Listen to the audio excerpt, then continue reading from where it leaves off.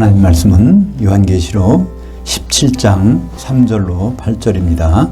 곧 그가 나를 영으로 데리고 광야로 가니라. 내가 보니 그 여자가 붉은 빛 짐승을 탔는데 그 짐승의 몸에 신성모독하는 이름들이 가득하고 7머리와 10뿔이 있으며 그 여자는 자줏빛과 붉은빛 옷을 입고 금과 보석과 진주로 꾸미고 손에 금잔을 가졌는데 가증한 물건과 그녀의 음행이 더러운 것이 가득하더라. 그녀의 이마에 이름이 기록되었으니 비밀이라 큰 바벨론이라 그 땅의 음녀들과 가증한 것들의 어미라 하였더라. 또 내가 보매 이 여자가 그 성도들의 피와 예수의 그 증인들의 피에 취한지라. 내가 그 여자를 보고 놀랍게 여기고 크게 놀랍게 여기니 그 천사가 이르되 왜 놀랍게 여기느냐. 내가 그 여자와 그녀가 탄 그 7머리들과 10뿔 가진 그 짐승의 비밀을 내게 이르리라. 내가 본 그 짐승은 전에 있었다가 지금은 없으나 장차 무저갱으로부터 올라와 멸망으로 들어갈 자니 그 땅에 사는 자들로서 장세 이후로 그 이름이 생명책에 기록되지 못한 자들이 이전에 있었다가 지금은 없으나 장차 나올 그 짐승을 보고 놀랍게 여기리라. 성경 66권의 만능 열쇠 요한계시록 원전 강의, 오늘은 17장 두 번째 시간입니다. 큰 음녀 태운 무저갱 짐승의 비밀, 요한은 영으로 3차 여행 중, 이라는 제목으로 말씀을 나누겠습니다. 요한계시록은 사도 요한의 영이 4곳으로 가서 본 내용들을 통합한 것입니다. 첫째 여행은 어디로 갔죠? 요한계시록 1장 10절에 보면 사도 요한의 영이 주의 날 공중으로 한 것을 볼 수 있습니다. 그죠? 거기 7 촛대들 한가운데 인자 같으시니, 그러니까 교회와 주님이 공중에서 만나죠. 그것이 바로 그리스도의 심판대라는 것을 알 수 있습니다. 그리고 두 번째 여행지는 어디죠? 요한계시록 4장 2절. 바로 셋째 하늘로 올라오라 하는 말씀을 듣고 올라갑니다. 그래서 셋째 하늘에서 그 많은 그런 일들을 다 보게 돼요. 그래서 7인 떨어지는 거, 7나팔 불리는 거, 또 7 대접 쏟아지는 거, 이걸 다 보게 됩니다. 그것이 어디까지죠? 4장부터 5장, 6장부터 16장까지. 그러니까 16장에는 뭐가 나오죠? 7 대접이 쏟아지는 거예요. 그러니까 7 대접이 쏟아지는 거는 그리스도의 심판대. 그러니까 주님이 공중에 오셔서 교회를 심판하시는 그 내용이 16장의 내용입니다. 그리고 이제 17장에 들어와서 지난 시간에 17장 3절에 보면 사도 요한의 영이 어디로 가요? 광야로 갔어요. 근데 광야가 시기가 언제일까요? 7년 환란이라는 걸 알 수 있어요. 왜 알 수 있죠?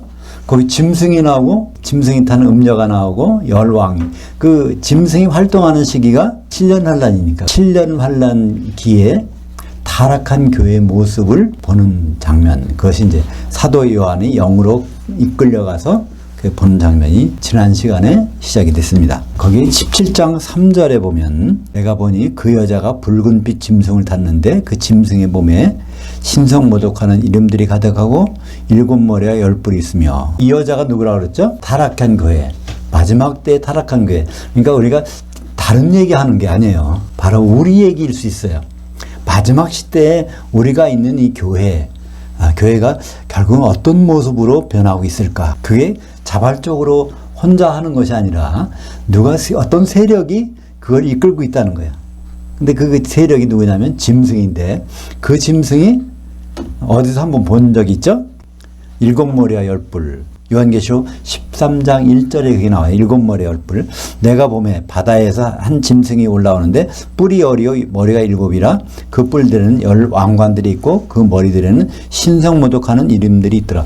이게 요한계시록 13장 1절이 요한계시록 17장 3절 하반절 똑같은 내용이에요. 이게 바로 바다에서 올라온 짐승이라는 것은 뭘 의미하죠? 바다는 세상이니까 올라오는 거는 지배한다는 거예요. 세상을 통치하는 통치자가 등에 태우고 다니니까 얼마나 음행을 아주 마음 놓고 하겠어요. 그죠? 오늘 4절 보겠습니다. 그 여자는 자줏빛과 붉은빛 옷을 입고, 자줏빛 붉은빛이라는 건 원래 높은 위세와 권세를 누리는 것. 그러니까 교회가 굉장히 커. 그리고 굉장히 부유해. 세력이 있고 이런 모습으로 바뀌는 마지막 때 교회의 모습을 보여주고 있습니다. 거기에 특이한 것이 있습니다.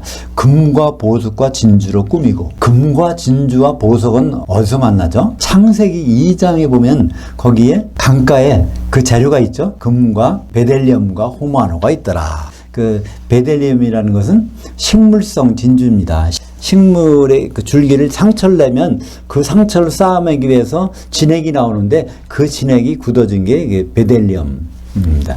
그래서 식물성 진주라고 하죠. 이건 뭘 상징하죠? 우리 상처를 덮으시는 예수님의 피를 상징하죠. 보석. 보석은 뭘까요?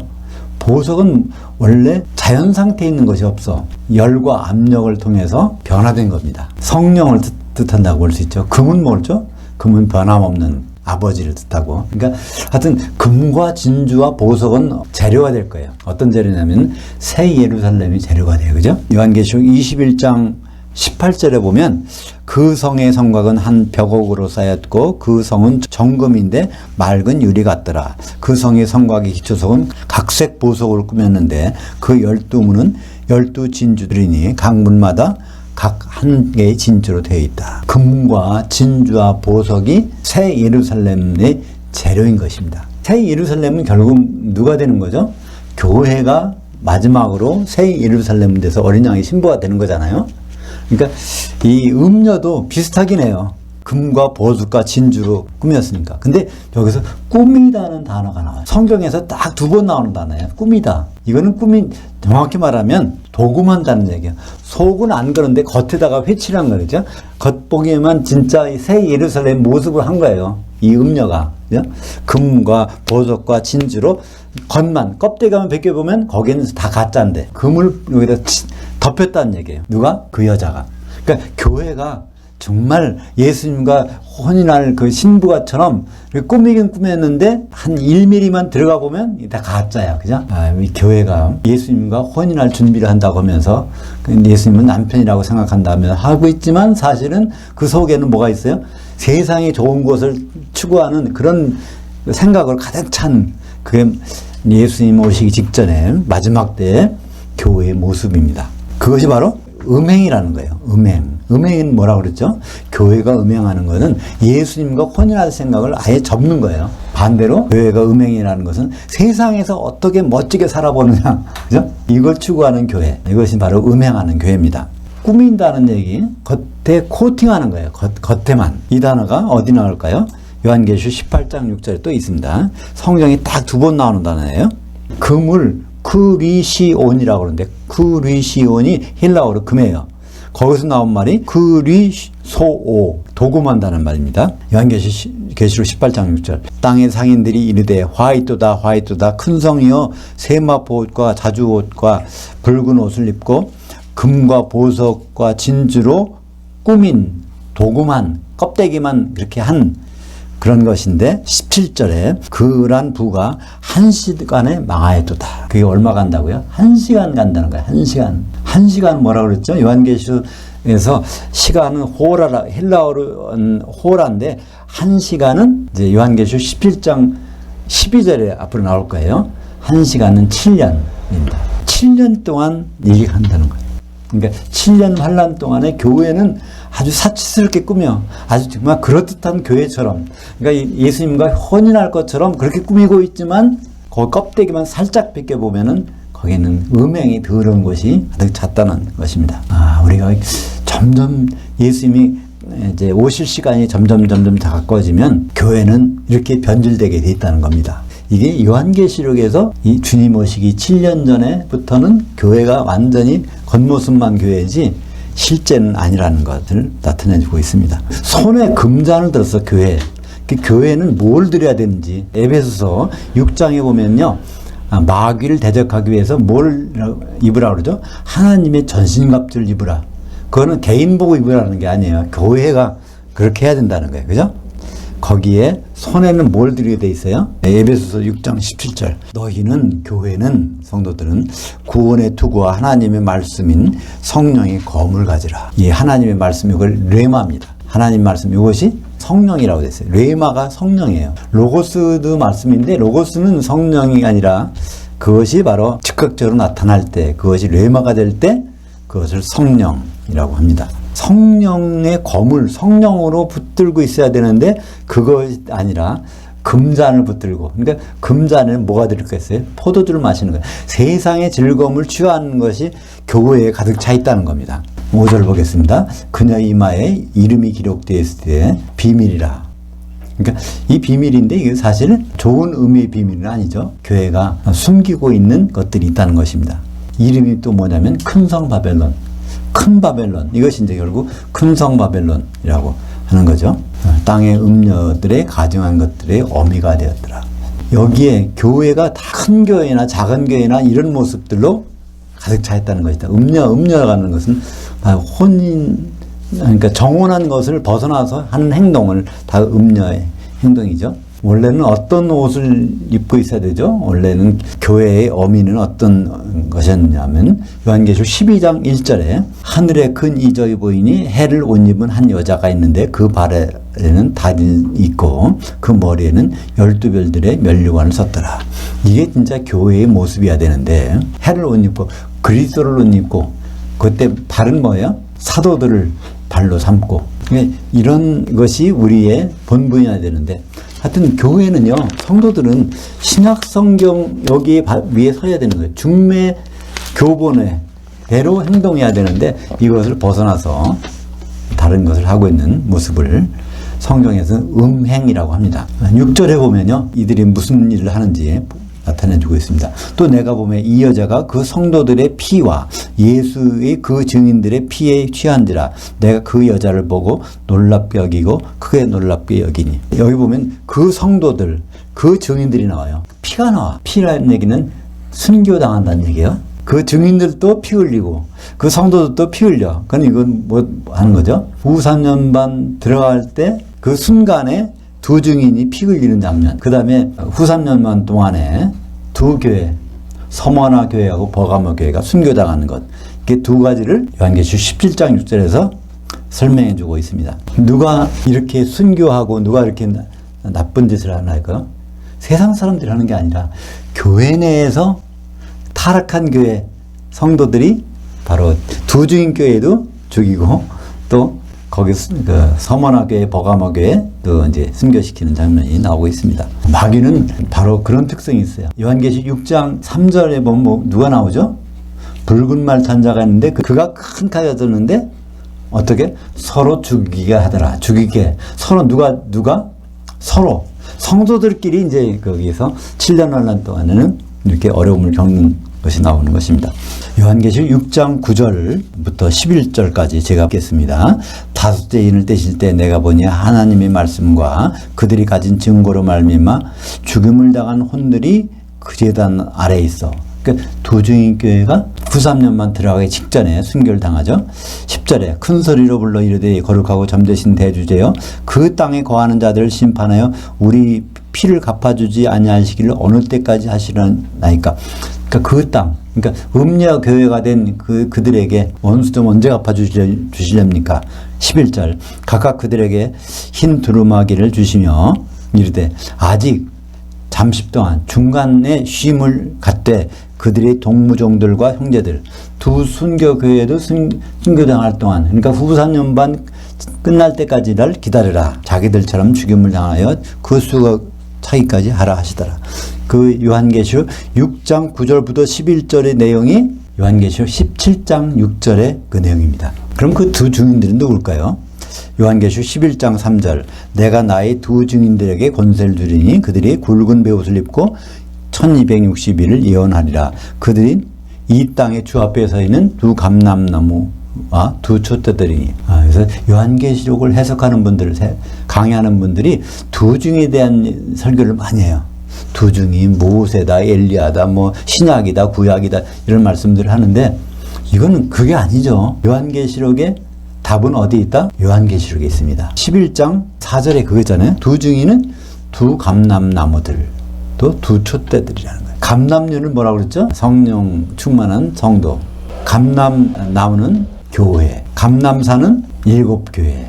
그러니까 스가랴서 14장 4절에 보면 이 메시아가 감람산에 섰는데 거기에 그게 산이 두 가지로 쫙 갈라졌잖아요. 그리스도의 심판대에서 교회가 7개 한꺼번에 이제 심판을 받는 장면이 나오는 것이죠. 7절을 보겠습니다. 그 천사가 이르되 왜 놀랍게 여기느냐? 내가 그 여자와 그녀가 탄 그 7머리들과 10뿔 가진 그 짐승의 비밀을 네게 이르리라. 그러니까 여기서는 여자의 비밀이 아니라 누구?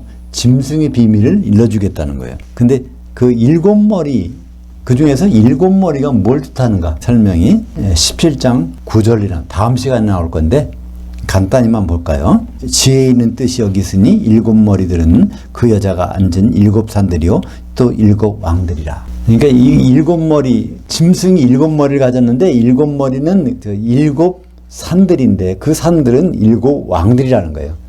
무슨 말일까요?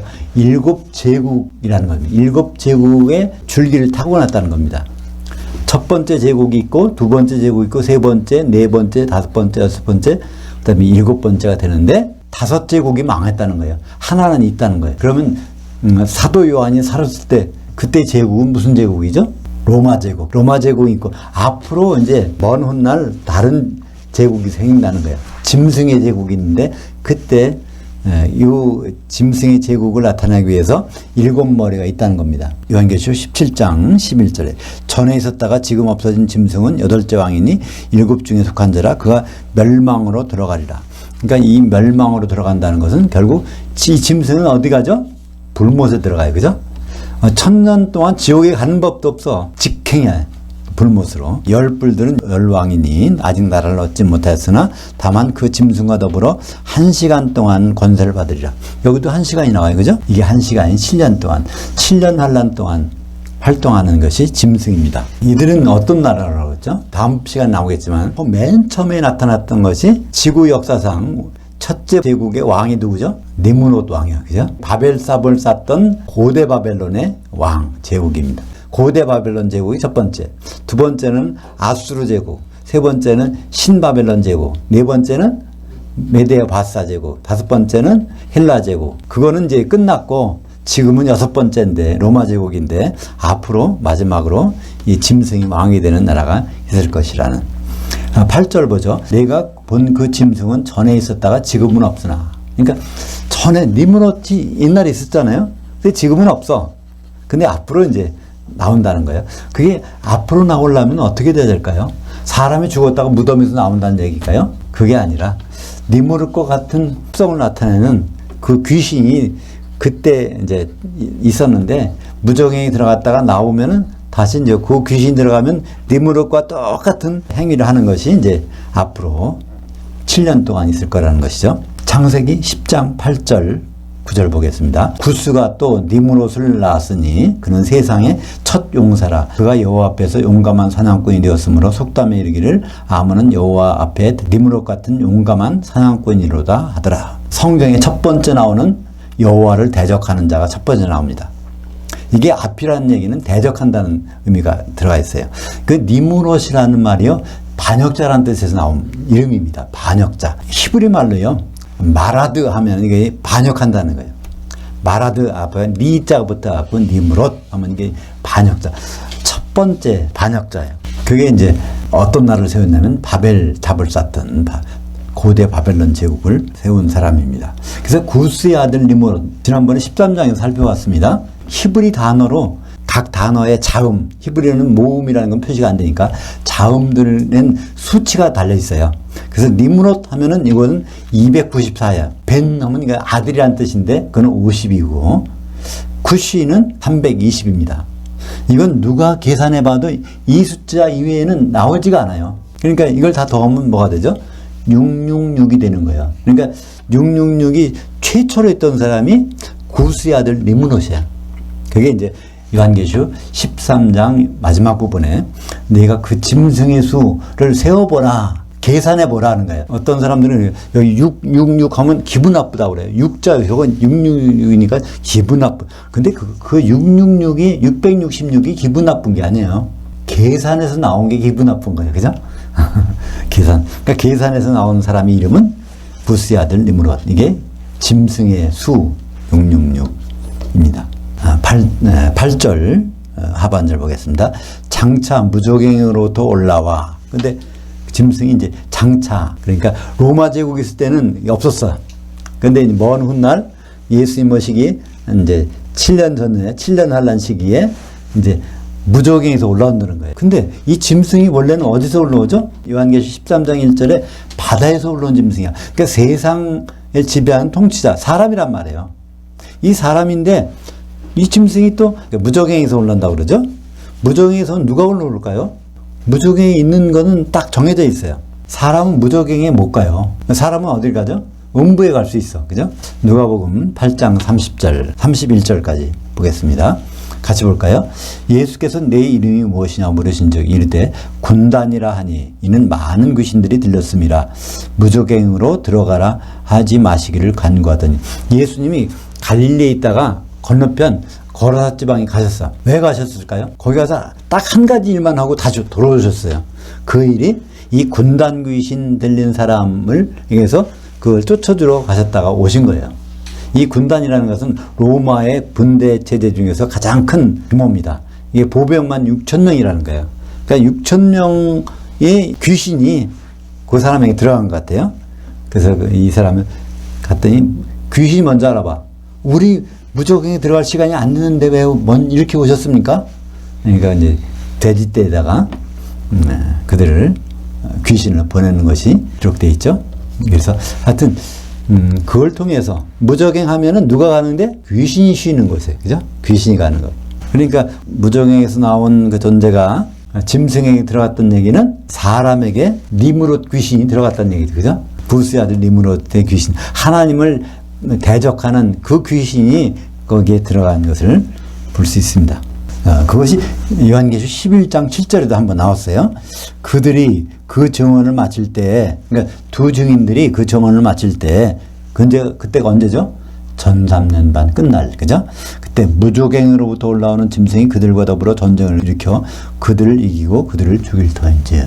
두 증이 죽이는 것은 네 천사도, 사방바람도 두 증이 죽이고, 이 짐승도 죽이고, 음녀교회 성도들도 죽이고, 이것이 여러 번 죽이는 게 아니라 한 번 죽이는데 그게 다 관여하는 거예요. 사탄도 관여하고, 짐승도 관여하고, 귀신도 관여하고, 이게, 그래서 두 증인이 순교당하는 장면이 나옵니다. 근데 이 짐승이 참 7년 동안은 권세를 갖고 있지만 참 딱해요.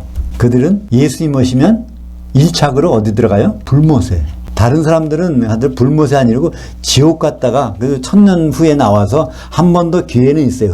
심판받을 기회는. 근데 불못 들어가면요, 이건 다시 한번 기회는 없는 거예요. 세세토록 고통을 당하는 곳이니까. 그래서 요한계시 19장 19절에 또 내가 보면 그 짐승과 그 땅의 왕들과 그들이 군대들이 모여 그 말탄 자와 그의 군대와 더불어 전쟁을 일으키다가 그 짐승이 잡히고 그 앞에 표적들을 행하던 그 거짓 선지자도 함께 잡혔으니 이는 짐승의 표를 받고 그 우상에게 경배하던 자들을 표적들로 미혹하던 자라 그 둘이 산채로 유황 어디? 불못에 던지우고. 1000년 후에는 누가 들어가요? 여기에 1000년 후에는 요한계시록 20장 7절 보면 1000년이 참에 사탄이 그 옥에서 내어 나와서 땅의 사방 백성 곧 곡과 마곡을 미혹하여 모아 싸움을 붙이리니 그 수가 바다의 모래와 같으리라. 1000년 왕국 후에 무저갱이 들어갔던 마귀가 나와서 사방 지면에 있는 백성들을 다 끌고 공중으로 올라가는 거예요. 공중에 누가 있을까요? 성도들이 있어.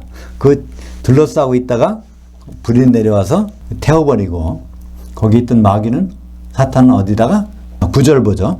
그들이 지면에 올라가서 성도들의 진과 그 사랑하시는 성을 두르매 그 하늘에서 불이 내려와 그들을 태워버리고. 그러니까 땅 지면에 있던 백성들은 이제 거기 가서 다 타버리는 거예요. 누가 남았어요? 마귀가 남았어. 또 그들을 미혹한 마귀가 유황 불못으로 던져지니 거기는 이미 1000년 전에 누가 들어가 있어요? 짐승과 거짓 선지자. 불못에서 이 셋이 다시 만나는 거예요. 그죠? 사탄, 짐승, 거짓 선지자, 불못에서 그들 만나서 언제까지? 세세토록 있는 것입니다. 17장에는 주로 얘기가 무슨 얘기죠? 큰 음녀의 얘기입니다. 바로 마지막 시대의 교회의 모습, 거기에 짐승이 어떤 활동을 하고 있는지 그것을 우리가 보고 있습니다. 이것은 이제 남의 얘기가 아니라 주님 오시기 직전에 교회가 만날 일을 상세하게 우리에게 보여주고 있는 것입니다. 기도하겠습니다. 하나님 아버지 감사합니다. 오늘 큰 음녀를 해온 무저갱에서 올라온 짐승의 정체를 우리가 보았습니다. 주님 오시기 전에 1시간 동안, 즉 7년 동안 활동하는 그 짐승의 모습을 우리가 볼 때 그는 갑자기 나타나는 것이 아니라 부스의 아들 니므롯, 그 이름이 666인 그 니므롯 속에 들어갔던 귀신이 무적행에서 있다가 마지막에 바다에서 올라온 짐승에게 들어가 교회를 음행하게 하는 것을 우리는 보았습니다. 우리가 이 음행에서 그들과 동화되지 않고 우리의 믿음을 지킬 수 있도록 인도하여 주시옵소서. 예수님 이름으로 기도합니다. 아멘. 하늘들에 계신 우리 아버지여, 아버지 이름이 거룩히 여김을 받으시오며 아버지의 통치가 임하시오며 아버지의 뜻이 하늘에서 이루어진 것 같이 땅에서도 이루어지이다. 오늘날 우리에게 임박한 그 떡을 주시옵고 우리가 우리에게 빚진 자를 사하여 준 것 같이 우리의 죄를 사하여 주옵시고 우리를 시험에 들게 하지 마옵시며 다만 그 악한 자에게서 구원하시옵소서. 대개 통치와 권능과 영광이 아버지께 영원히 있사옵나이다. 아멘.